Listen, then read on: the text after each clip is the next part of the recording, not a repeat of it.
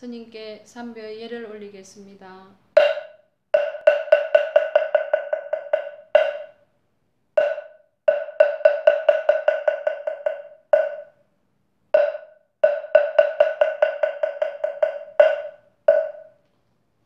네, 반갑습니다. 오늘은 지금 저녁 시간이라 사람이 많이 다운되어 있습니다. 저번 시간에 이어 오늘은 건강경 두 번째 강의가 되겠습니다. 자, 저번 시간에는 건강경에 들어가기 전에 기본적으로 알아둬야 될 사항에 대하여 공부를 했죠. 부처님의 경전을 84,000가지, 부처님의 법문을 모아놓으신 8만대장경, 부처님의 경전을 어떤 관점에서 분류할 것인가 하는 부분에 대하여 우리가 잠시 공부를 했습니다. 그래서 우리가 부처님의 경전을 크게 두 가지 분류로 나눈다고 했죠. 그게 뭐죠? 소성경전과 대성경전으로 나눈다고 했죠. 소성과 대성이라는 두 가지의 형태를 중국에서 천태오시라는 부처님의 경전을 또 이제 5가지 분류로 나누어서 해석하는 방법이 있다 하는 것이 하나가 있었고, 두 번째는 현대학자들의 학설에 의해서 먼저 아함불교, 니까야 불교가 이루어진 뒤에 부처님이 세상을 떠나시고 500년 후부터 대성경전이 새로이 편집되어져 널리 알려지게 되었다라는 학설도 있다는 말씀을 드렸지요.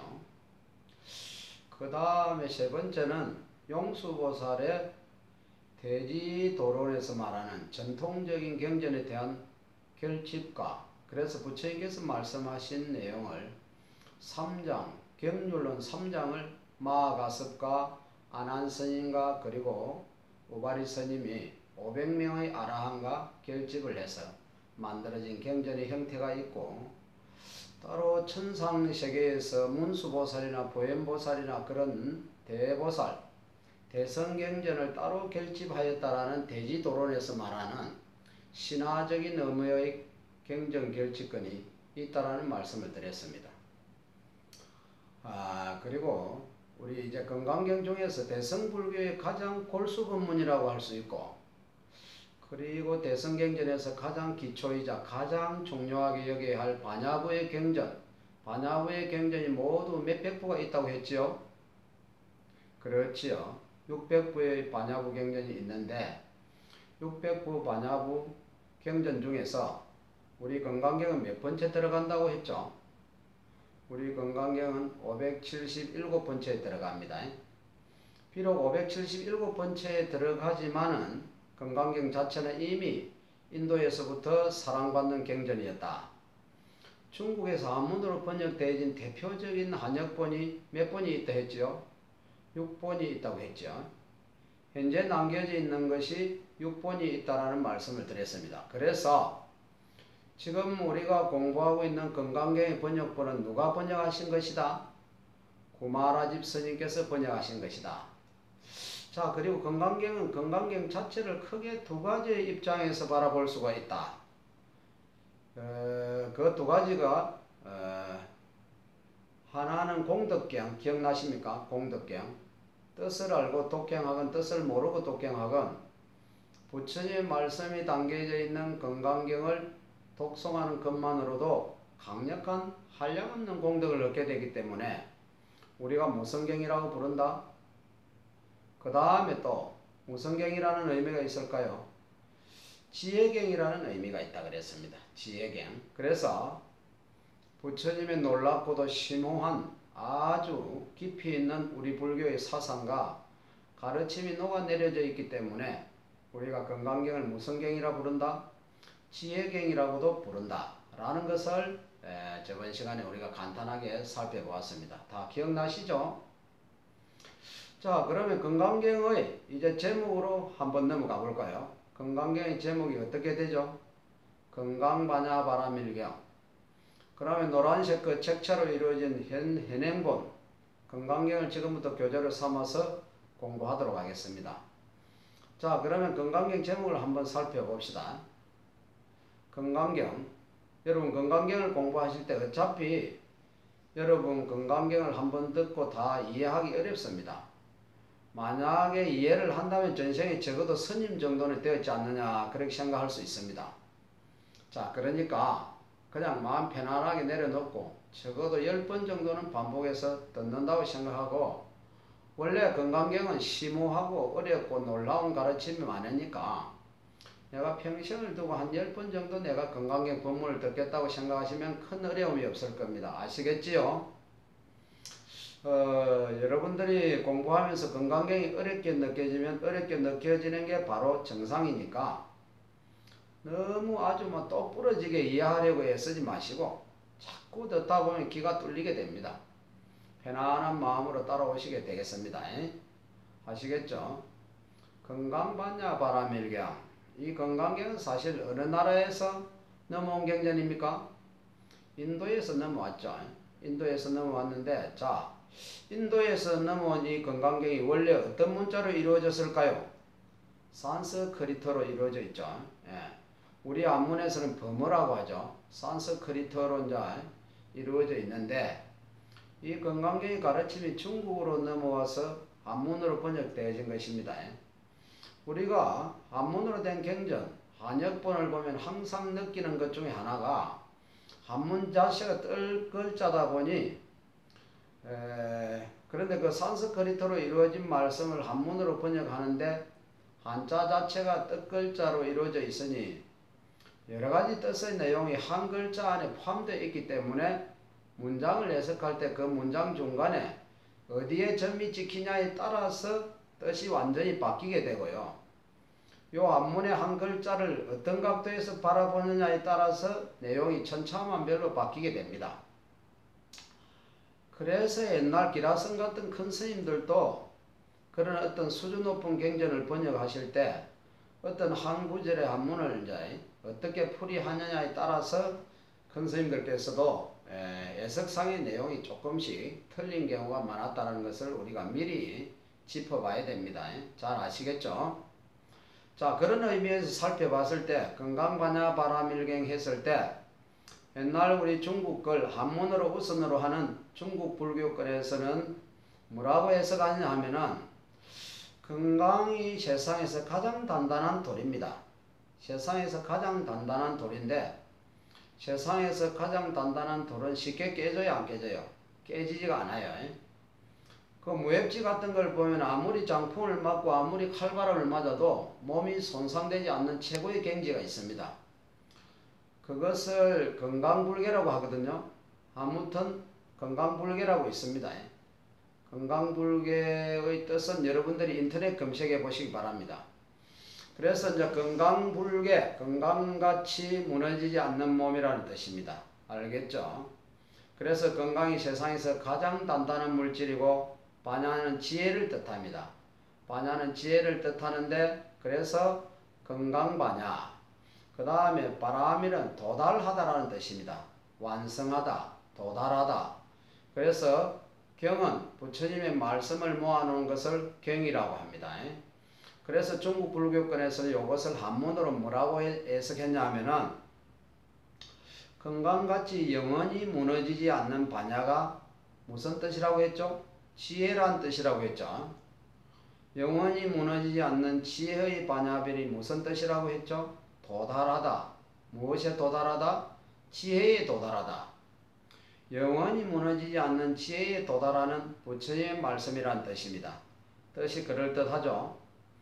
그런데 산스크리트 원 제목으로 풀어보면 이 뜻이 정확하다, 정확하지 않다.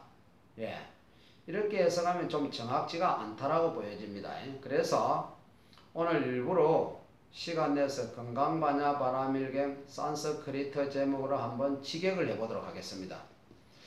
그러면 여기서 건강경 산스크리트 원 제목은 무엇인고 하니 바저라, 바저라. 여러분 칼국수 좋아하죠? 바지락, 칼국수. 그때 비슷한 그 바저락하고 비슷하죠?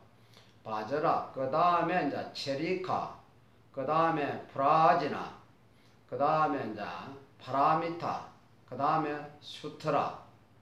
이것을 이제 붙여서 읽으면 바저라, 체리카, 프라지나, 파라미타, 수트라. 자, 이것을 그대로 해석을 해보자면은 바저라는 무슨 뜻인가 하니 바저라 이것은 벼락, 번개란 뜻입니다.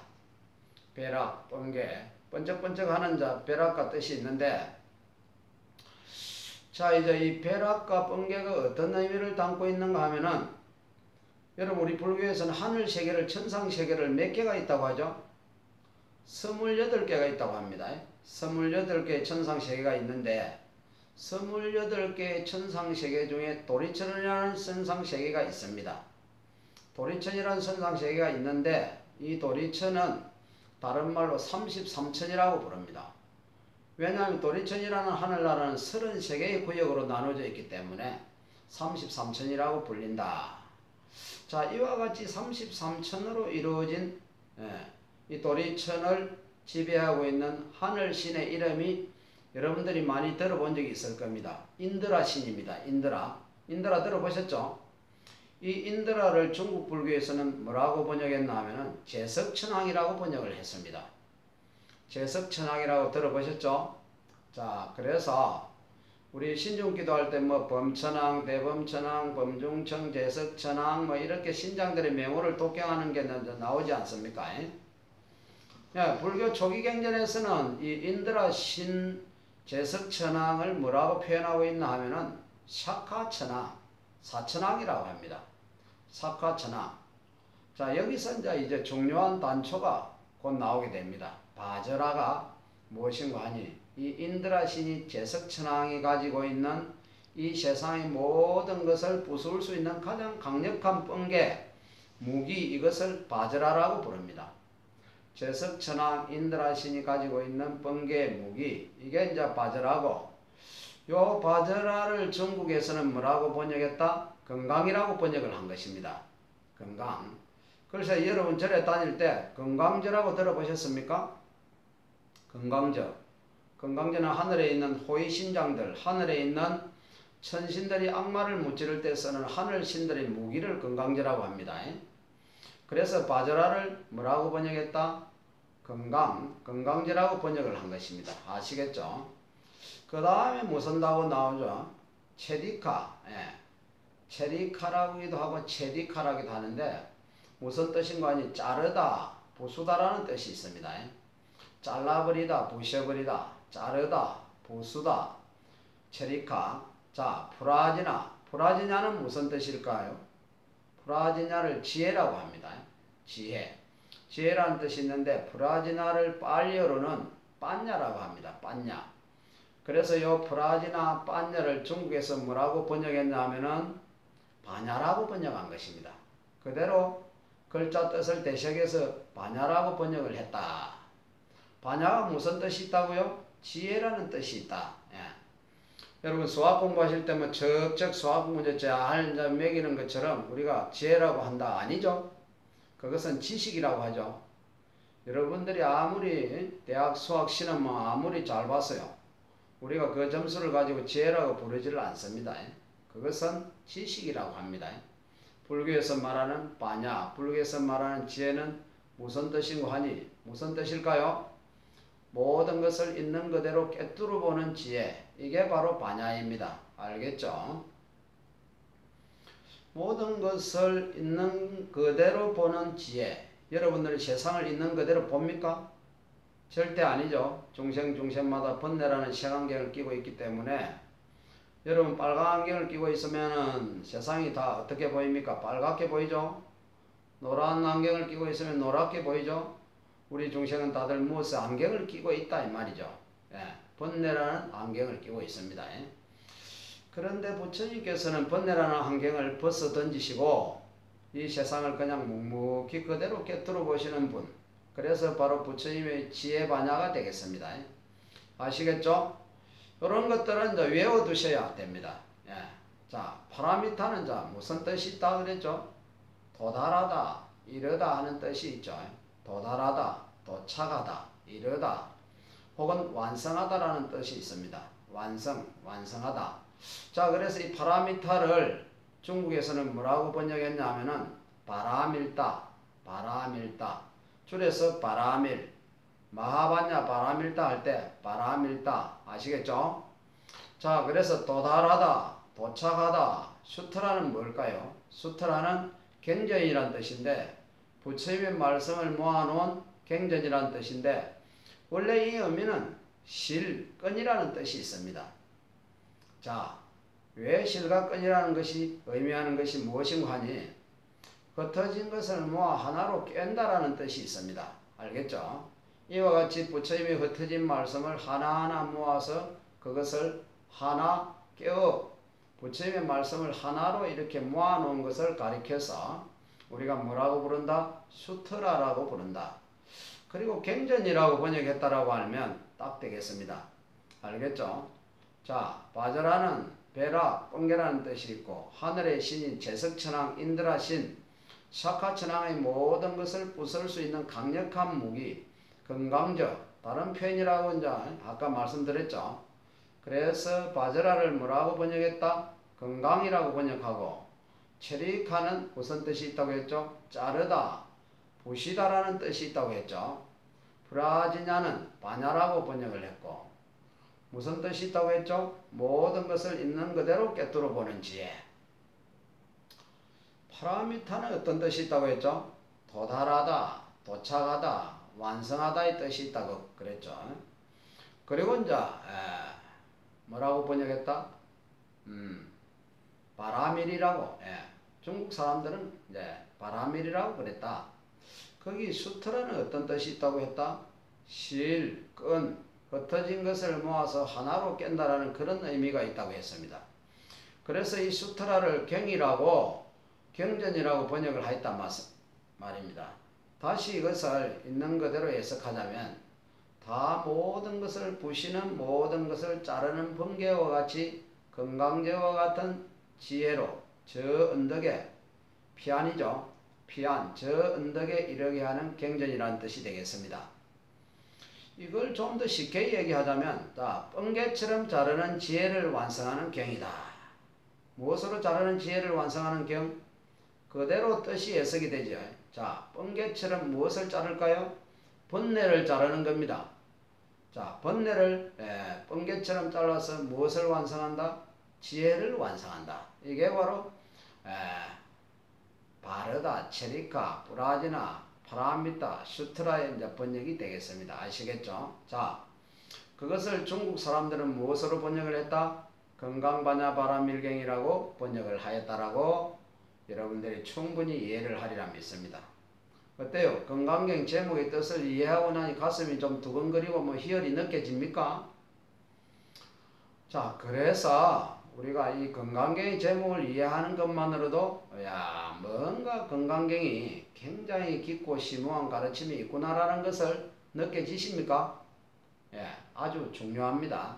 자, 이 건강경 모든 번뇌를 번개처럼 자르고 지혜를 완성할 수 있는 부처님의 가르침이 담겨져 있다. 그러니까 여러분이 이 건강경을 이번 생에 만난 것은 결코 한 생, 두 생, 삼생, 과거 전생에 몇 생의 인연공덕으로 이 건강경을 공부할 수 있는 게 아니다.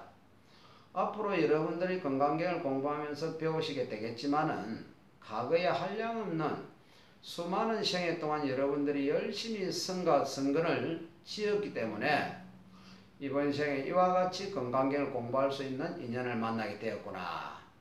그리고 여러분들이 이번 건강경 열심히 공부하시고 열심히 선업을 닦으시면 여러분들이 다음 생에 천상세계에 태어나든 인간계에 태어나든 훨씬 더 고귀한 존재로 태어날 수 있을 것이다 라는 것이 법령스님의 말씀이 아니라 누구의 말씀에 나온다?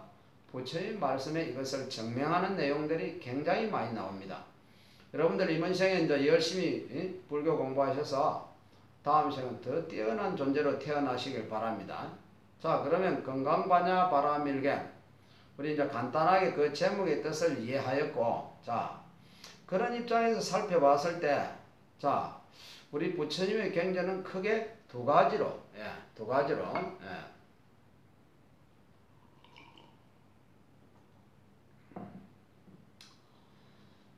소성경전, 대성경전으로 나뉘어진다고 했습니다. 그렇죠. 자, 그러면 소성과 대성이라는 입장에서 봤을 때, 건강경은 어느 경전에 속한다고 했을까요? 대성경전에 속한다고 했습니다. 그래서 대성경전의 핵심은 나 혼자 영원한 행복을 얻겠다라는 가르침이 아니라 모든 중생이 다 함께 깨달음을 얻겠다. 모든 중생이 다 함께 부처가 되겠다라고 서원을 세우는 가장 최상승의 가르침을 담고 있는 것이 바로 무슨 경전이다? 이게 바로 건강경이 됩니다. 여러분도 이제 미래생에 부처님이 되고 싶습니까? 어떤 사람 부처님이 되기 싫다는 사람도 있습니다. 우리가 그런 분을 가리켜서 아주 업장이 두껍구나 합니다. 부처님의 말로 가장 세상에서 존귀하고 가장 완벽하신 행복을 정득하신 분입니다. 그래서 행복은 밖에서 구하는 것이 아니다. 어떤 것이다? 내 안에서 얻어지는 행복이야 진정한 행복입니다. 자, 이와 같은 우리 모든 중생들이 다 함께 깨달음을 얻겠다라고 서원을 세운 가르침을 바로 대성불교라 부른다. 그리고 바로 건강경은 그 대성불교의 핵심이 되는 가르침이다라는 것을 여러분들이 충분히 마음으로 납득하시고 이 건강경의 법문에 들어가도록 하겠습니다. 자, 이제 건강반야바라밀경하고 나오죠. 건강반야바라밀경 제목은 이제 이 앞에서 해석을 했죠. 건강반야바라밀경은 해석을 했고 그 다음에 요진이라고 나옵니다. 요진 삼장급사 구마랍섭역이라고 나옵니다. 그런데 여기서 한 가지, 여기서는 구마라섭이라고 되어 있는데 원래 제대로 번역하면 구마라집이라고 해야 번역이 더 정확하다는 겁니다. 요진이란 말은 요시성을 가진 왕이 진나라를 세웠습니다. 그 진나라를 요진이라고 부릅니다.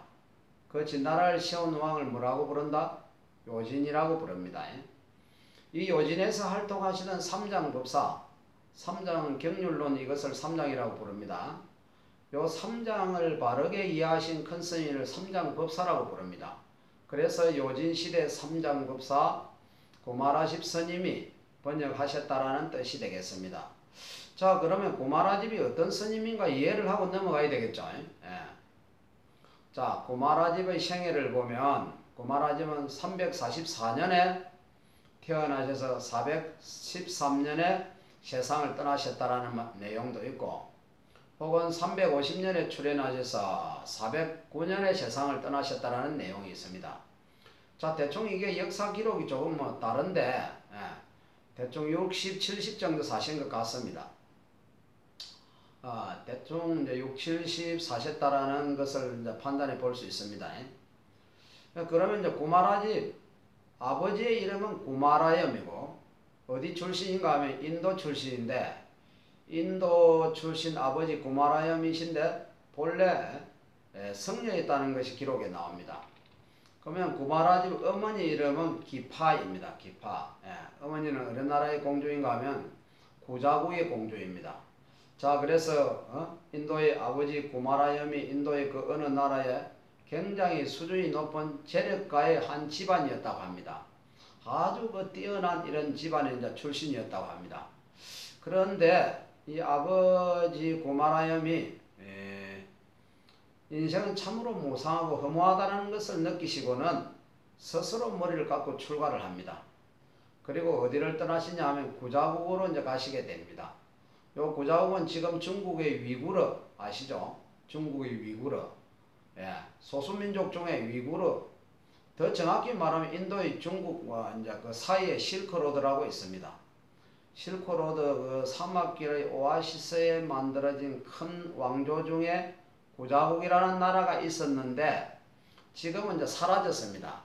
자, 그래서 이 구자국의 공주로 있었던 기파가 구마야염이라는 이 스님이 딱 건너오니까 한눈에 보고 사랑에 빠졌답니다. 그래서 기파가 이제 청혼을 합니다. 나랑 결혼해 달라고. 그러니까 이 아버지 구마라염이 이제 결혼을 합니다. 거기서 구마라집이 나왔습니다. 그래서 이와 같은 초당적인 추리를 봐서라도 결혼을 하셨구나 하는 것을 판단할 수가 있겠지요. 자, 그래서 구마라집을 이제 낳게 되었고, 구마라집이 이제 몇 살 때 7살의 어머니와 함께 출가를 합니다. 어머니가 출가를 해요. 아들을 데리고. 그런데 이제 남편 구마라염이 이제 허락을 해 주지를 않습니다. 아니, 무슨 자식까지 있는 여자가 무슨 출가야 하고 거절하니까 어머니가 굉장히 이제 불심이 깊었나 봐요. 예, 맨날 며칠 동안 출가를 시켜주지 않으면 나 굶어 죽겠다고. 그러자 이제 구마라님 남편은 그래 그러면 꼭 네 뜻이 그렇다면은 출가해라 하고 출가의 허락을 합니다. 이 어머니 기파공주는 구마라집 나이 7살에 이제 아들과 함께 출가를 하게 됩니다. 그리고 열심히 수행을 합니다. 열심히 이제 수행을 해서 무슨 가를 정득하였다? 수다원가를 정득합니다. 예, 여러분들 우리 그 건강경에 보면 건강경 중간 부분에 뭐 수다원가를 정득하였느냐 뭐 사담, 아란, 아남 이런 구절이 나오죠. 그것이 바로 소승불교에서 말하는 생사윤회에서 성자가 되는 4단계 자체 중에 하나인 첫 번째 단계입니다. 예. 1단계가 이제 무슨 가이다? 수다원가가 되겠습니다. 수다원가를 정득하게 됩니다. 이제 4단계의 깨달음 중에 1단계를 정득하시게 됩니다. 그리고 이제 구마라집은 하루에 계속 1000개씩을 암송했다고 합니다. 자, 하루에 계속 1000개가 어느 정도냐 하면은 여러분 눈앞에 있는 그 건강경 책을 중국에서는 300송 반야경이라고 불렀다고 합니다. 그러면 하루에 1000개의 개성을 외웠다고 하는 것은 적어도 건강경의 약 3배 분량의 책을 하루 안에 다 외웠다고 볼 수 있습니다. 여러분들 머리로는 상상도 못할 일이죠. 예. 그래요, 안 그래요? 그래서 이제 여러분 하루에 1000개의 개성을 암송할 정도로 이제 굉장히 천재적인 머리를 지니고 있었다. 9살에 인도의 개빈국이라는 나라에서 이제 빈두달 법사에게 무엇을 학습받았는가 하면은 소승갱론을 학습받았다고 합니다. 소승불교. 예. 12살에 구자국으로 이제 돌아오는 길에 어느 아라한이 보고 예언하기를 이 사미가 누굽니까? 구마라집 나이 어린 동자성을 사미라고 부릅니다. 이 사미가 이제 그러니까 구마라집이 나이가 몇 살이 될 때까지 35살이 될 때까지 파괴하지 않는다면 계율을 깨뜨리지 않는다면 불법을 크게 일으키고 무수한 중생을 제도하는 것이 우파굴다와 다름이 없을 것이다. 우파굴다는 부처님이 세상을 떠나시고 오랜 뒤에 세상에 출현하셔서 중생을 제도했다고 이제 그 알려진 인도의 큰 스님이십니다. 바굴다 스님, 우리나라로 말하면 원효 스님 같은 분입니다. 자, 그러니까 구마라집 스님이 이제 35살이 될 때까지 계율을 파괴하지 않으면 바굴다 스님과 같이 불법을 이름을 널리 날리고 무수한 중생을 제도하는 그런 큰 스님이 되겠지만, 그러나 만일 계율을 지키지 못한다면 다만 지혜롭고 재주가 법사가 될 것이다라고 예언을 합니다. 그 후에 널리 명성을 떨치다가 워낙 머리가 천재적이고 워낙 뛰어나다 보니까 명성을 떨치다가 어느 법사 스님을 만납니다. 예. 수리야 소마 법사님을 이제 만나서 대성불교를 배우게 되는데 이와 같이 말씀을 하셨답니다. 대성의 가르침을 알지 못했을 때에는 소성을 훌륭하다고 생각했었는데 이것은 마치 황금을 알지 못하는 자가 노쇠를 보고 훌륭하다고 생각하는 것과 같아. 이때부터 소성불교, 자기가 배우던 소성불교를 배우고 대성에 기여하게 되었다고 합니다. 자, 20살에 구족계를 수지하고, 자, 남자 스님은 250개를 받으면 비구가 되고요. 여자 스님은 348개를 받으면 비구니가 됩니다. 남자 비구 스님이 받는 250개와 여자 비구니가 받는 348개를 통합해서 구족계라고 합니다. 자, 이와 같이 구족계를 수지했을 때 구마라집의 어머니가 이별을 하게 됩니다. 이별을 하면서 구마라집에게 이렇게 말했답니다. 대성경전의 심오한 가르침을 동쪽 땅에 전한 것은 오직 너의 힘에 달려있다. 구마라집 너의 힘에 달려있다. 다만 너에게만은 아무 이익이 없고 힘들 텐데 너가 너무 힘들어서 어떡하니 하고 안타까워합니다. 그래 어머니가 그렇게 딱 꿰뚫어 보셨습니다. 이때 이것을 예언한 어머니의 수행의 수준이 어디에까지 갔느냐 하면 4단계 중에서 3단계 안함의 수준까지 가셨답니다. 대단한 것이죠. 생각해 보세요. 이랬을 때 공주로 이제 태어나서 행복하게 살다가 나이가 들어서 아버지 구마라염이 엄청 잘생겼답니다. 잘생긴 남자하고 똑똑한 천재 같은 아들을 낳아서 그러다가 인생의 무상함을 느껴서 출가를 해서 깨달음의 4단계 중에 3단계까지 이제 정득했다는 것은 이건 정말 이번 생에 엄청난 선업을 가지고 이 세상에 태어나신 분이다 라는 것을 우리가 헤아려 볼 수가 있겠습니다. 여러분도 이제 부럽죠? 부러우면 이번 생에 열심히 이제 복을 좀 지으시기 바랍니다. 그곳을 물 좀 갖다 주세요. 열심히 기도하고 복을 지어서 다음 생에 열심히 그렇게 사시기 바랍니다. 그러니까